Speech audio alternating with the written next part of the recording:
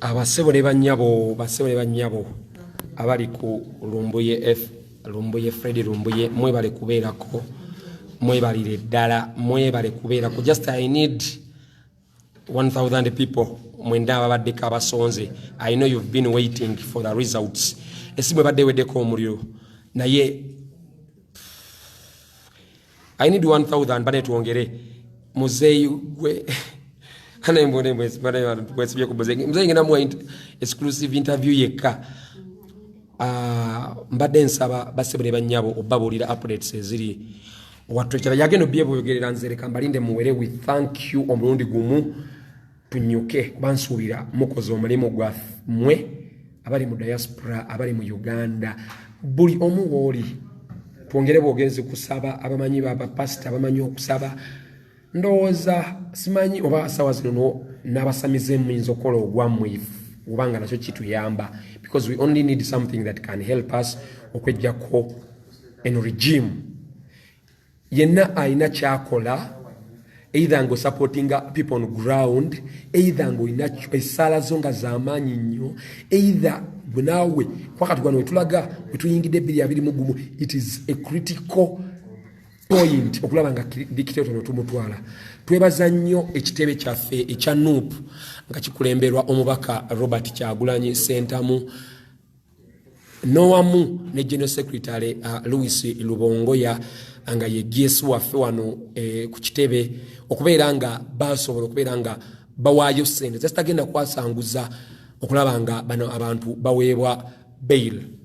Ssente zaali nnyingi ate basone banyabo njagala tujjewe ebyo ebigambibwa nti abantu ba people power babasiba tebaba rescuing. No, these were 80 people plus this all the money that you see. They were rescued yesterday. They were arrested on Sunday. I think it was 27th of December. But now they are out. They were out yesterday, and they are saying they are not putting down the tools, and they are just engage musonza akasente. They are just energetic bawulire power bawulira mwebali, and they are ready to join the team.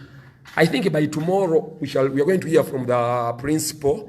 Then I will make sure that I move along with these people. Balaganti, they are really fighters and they are not to give up.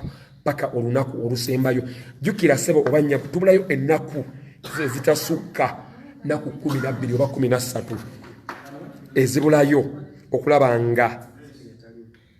nga kine ekintu kigwa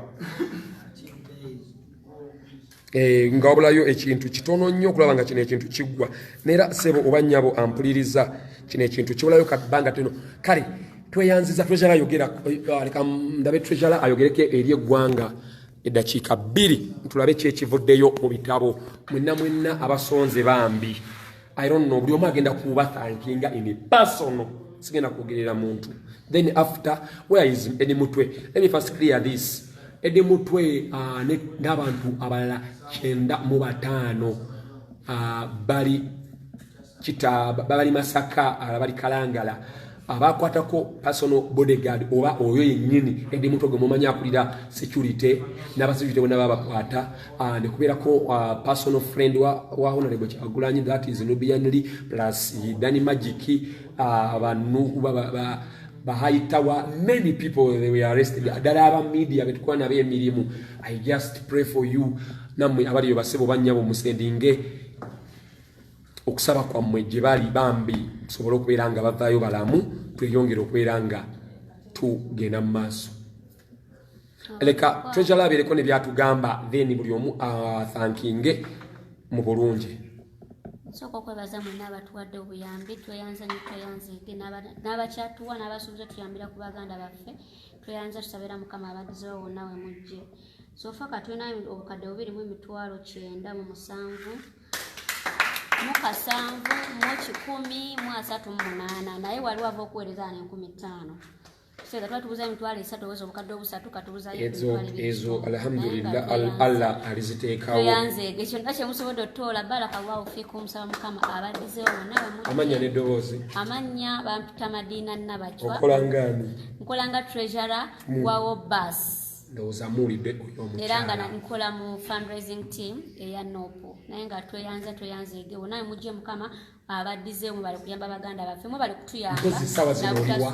saawa zino ndi ku kitebe ekamoca wendi saawa zino wendi naye nga by the time tujja kuba tumuvinga bwe tulira mbona otandika ffe tusituukiramu tetuli ku ebyo batusiba batukuba nange bansibira mulira naku 5 naye ekyo tekyamalamu maanyi navaayo enkera nenjirinya abubaka ki bw'osindika eri abawala oba abakyala abali eyo mwenna abakyala abali eyo abawala mwenna abali eyo bakyala baani banaye kino ekyo si kyabaami bokka naffe tunyigirizibwa ng'abakyala musituke bino emugambo simanyi sijja genda nja kufa wonna bafiirawo si bona nti bafa people power si bona nti bafa masasi so musituke fe abakyala fe banakazadde b'eggwanga so kyetutaddewo oba kyetutandika tewabaazikiza mujjukira amaka gatali mu bukyala suubira nti gasobola okutambula basebo ne bannyabo amazima namba zetusindikako twazigjeewo because sente ziweze.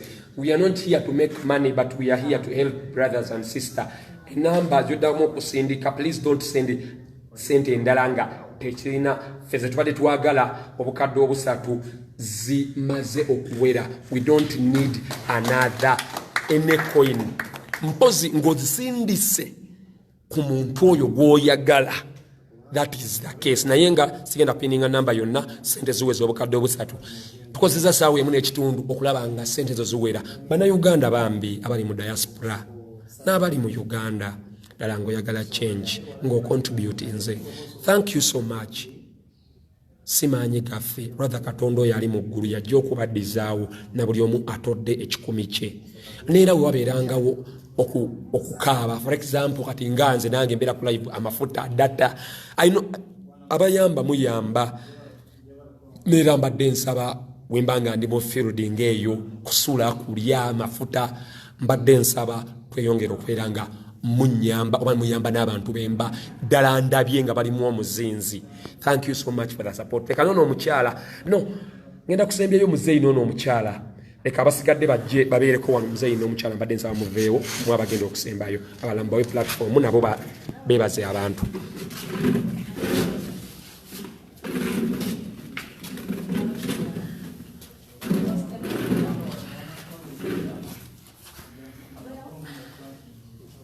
Sebo amanya nedobozi.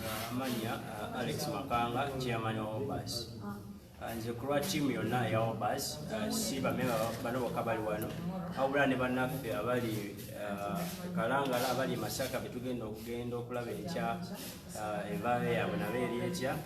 Njabatwala omukisa guno okubeebaza okubya ddala emabega ebbanga lyonna engeri mbadde mujja mutuyamba abamu diaspora ne baganda baffe abali Uganda engeri mbadde mutuyamba okutambula nga Obas. Obas essaawa zino mbadde maintaining emmotoka 2 ezitambula ku luguudo nga zitambuza abaana abataka wansi wa 40. Mubadde mujja mutuyamba obuyambi bwadde mutujja mutuwa tubadde tukozesa okukola afuna accommodation okusasula tubadde tutambuliramu funa ekyokulya tubadde tukikola mu mbeera ya lobalobal style si mu mbeera ya okwegagasa si mu mbeera ya kubeera so executive naye nga tusobola okubeerawo so naye mubadde muyimirira naffe nze mbeebaza Amakanga kulwa team. I'm sorry. Waliwo omukyala aliwa. Waliwo erinnya libangambye okusoma. Yaweereza omukyala in person. Mukulu Alex. Thank you so much. I had forgotten. Thank you so much. Yasabye then nagamba tumusome. Ubanga ddala sente oziweereza mukulu Alex. Thank you for helping our sister because you saw her with the wounds and the phone. Thank you so much. Muguze semu 5 ekyo temukyerabira and those phones are going to be presented either on live or by picture kweno page yennyini. Thank you so much. Chairman maliriza kyogamba abantu. As I wound up, let me also thank the comrades in English. First of all, comrades, we thank you always for the support you give us. You have been standing in for us from day one up to where we are now. We guarantee and we promise you we shall not let you down until the struggle is over. That's when we shall also stand and say we have done our job as you have done your job that side. We thank you, comrades. Abagala oku fundraising, please, we are done. We are done for today. Thank you very much. We are done. May God bless you. Amen. Let us also get another comrade. This is basebe ne banyabo omwami ono agenda kutwebaza mu Lunyankole.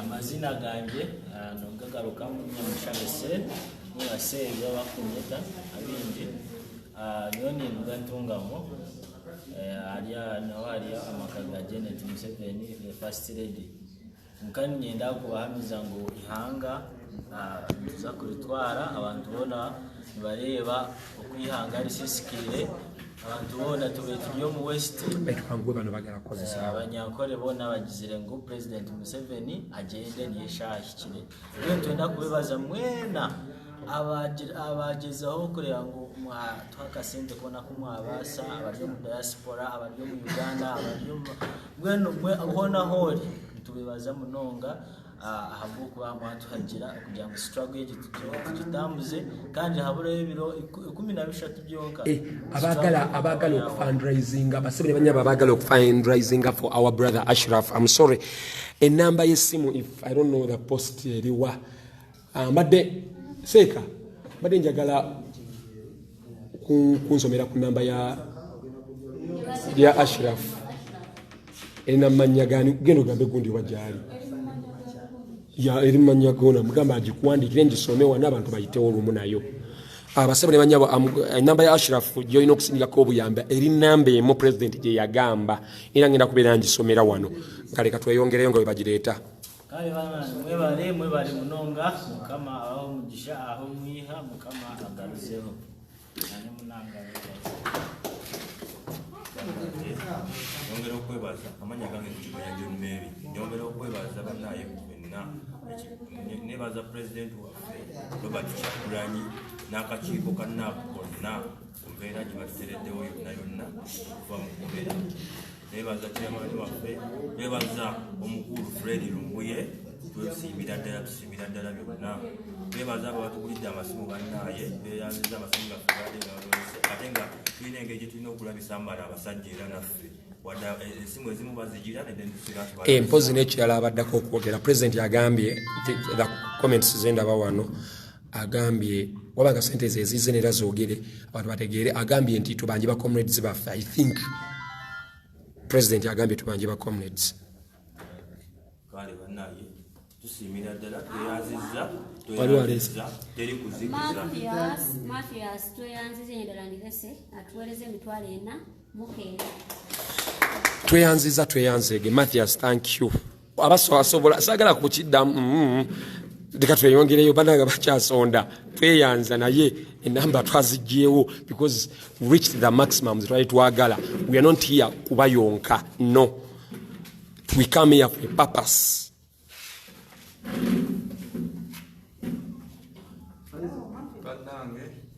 Comrades, simanyina kuneyanza gyengenda kubeyanzamu amanya agangenze kavuma Ahmed naye fe twayingira struggle naye twagiyoke twatandikanga supportinga twebererawo naye abasebole banyabo eyagambye 1M mu dakiika 15 kituufu ayinza okubeera yabadde munyambi saga kukyogera naye yabadde kyakayagala kupushinga story naye nga tezina bakutuuka naye nabo tubeyanza abatusuubiza nga tebatuwa tubeyanza kubanga osanga bemu abawa bannamwe essuubi ne bamanya nti waliyo abantu nga mwe abanyambi ate ne bongerayo bannaffe abali kulamu aliwa John Mary mbu waliwo Ogiwo, please help me with his number.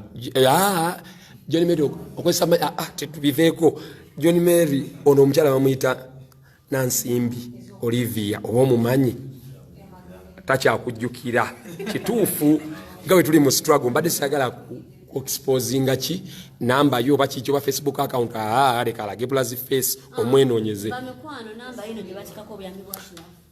Ashraf's number ngenda kubeera ngikolera na wano nga mugiraba enamba gyolaba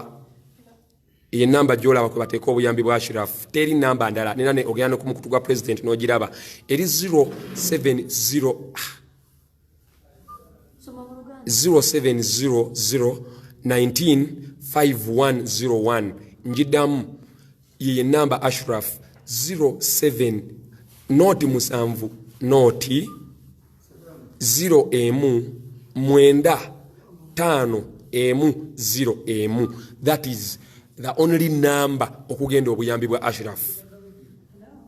Tetuli mu byakiyaye ndowooza butulaba tuli ku kitebe buno si byakiyaye. This is the number gy'olina okebera ku mukutu gwa president okulaba nga kusindika obuyambi bwa Ashraf. Thank you so much for your support. Tosindika osindikira Ashraf ffe twamaze ebyaffe zino zoba osindika za Ashraf kyovala nga sigipiininze.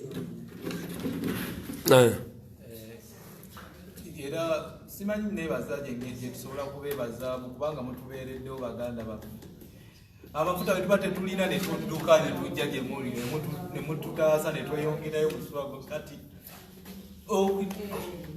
tetulina baganda baffe naye tweyanziza nnyo byonna bye tukolera tusiimira ddala kyetubasuubiza kiri ekintu eki olunaku lwa 14 tugenda kulaba nga tufayita okulaba nga tujjako dikiteeta tugenda kulaba nga tufayita okulaba nga tusuuza dikiteeta. Amiina. Tubyeko ebbanga lino lyonna. Amiina.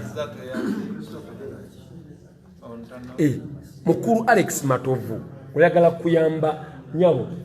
Mukulu Alex yakusindikidde.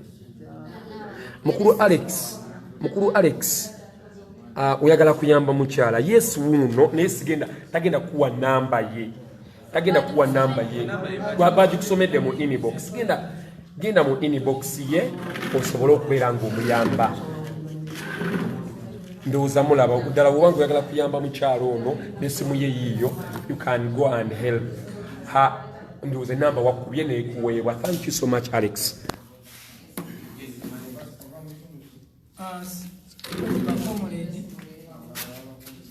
Tweyanziza nnyo tweyanzidde obuyambi mwenna gye buva nammwe abatuteereddemu essaala. Tweyanziza naye nze mpozi sigenda kuzikiza oba teri kuzikiza wamu ne bannaani ne kiyamaani teri kuzikiza era naye batugamba saawa eno nti tutambula kituufu tugenda kuba kati twafuuka balwanyi beddala be. Kale tweyanziza nnyo tweyanzige muzeeyi n'omukyala mujje mumalirize ensonga eno. Bannange abadde baagala muzeeyi I don't know whether I'm going to have time naye muzeeyi anytime nginabeera muwa exclusive interview n'enamba ye ebeerewo. Leka tusookere ku mukyalo ono bannange amanya n'eddoboozi nnyabo njogerako nnyo bambi.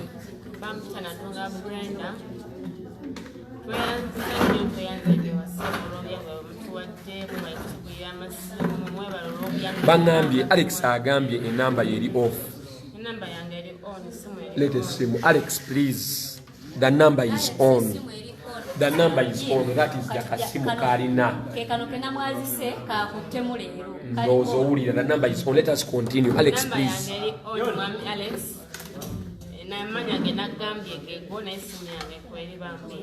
Tweyanziza nnyo tweyanziza comrades yonna gye muli mwebale kutuyamba mwebale kutujjanjaba tugenda mu ddwaliro tugenda kufuna ssimu ze mutugulidde tweyanzege bambi obulumi tukyawulira obulumi bungi mu mubiri gwange obulumi bukyali bungi we nali si wendi right now ebyo ogumu gwavaako ne gugenda nali mu kukomera so olina okubuzaawo nga we gwali. Are you Nanduga? Yeah. Because there are some people. Yeah. There are some people who know you here. Okay.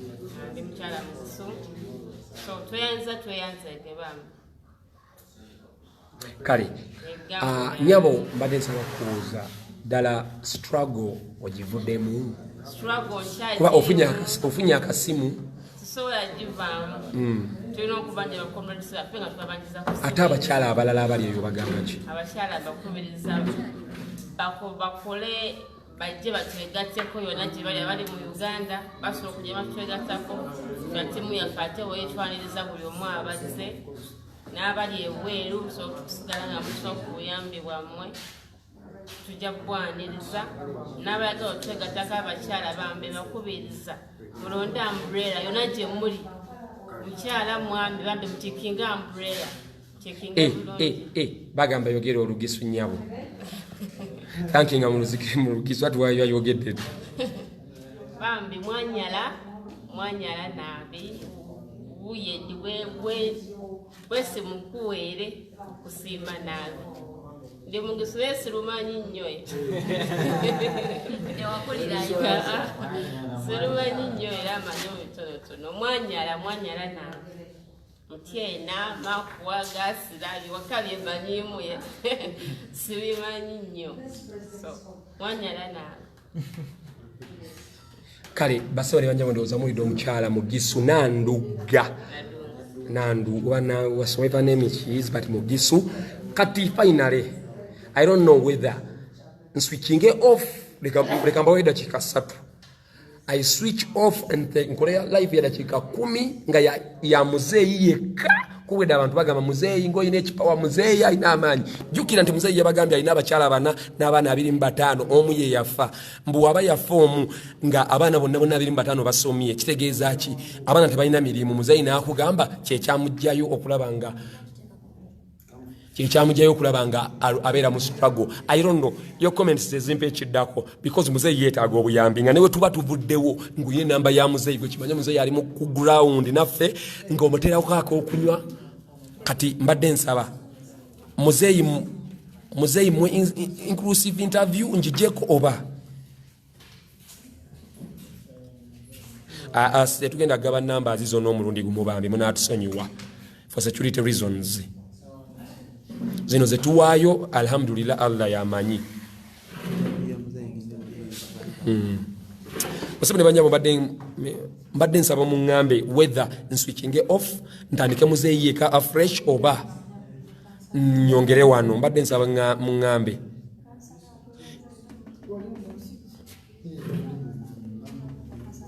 Waliwo bana batali mu struggle nti oli mufumbo bafu tebali mu struggle.